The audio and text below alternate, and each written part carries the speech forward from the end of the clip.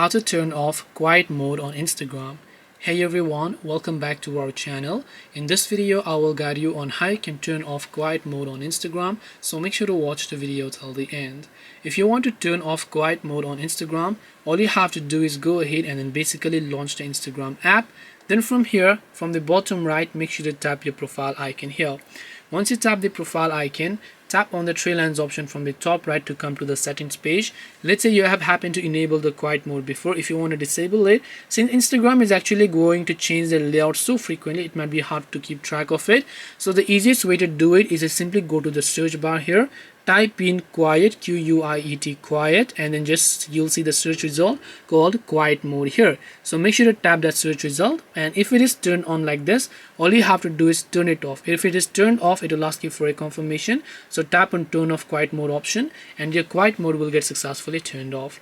This way you can turn off quiet mode on Instagram. Hope this video was helpful. If you have got any questions, feel free to leave them down below.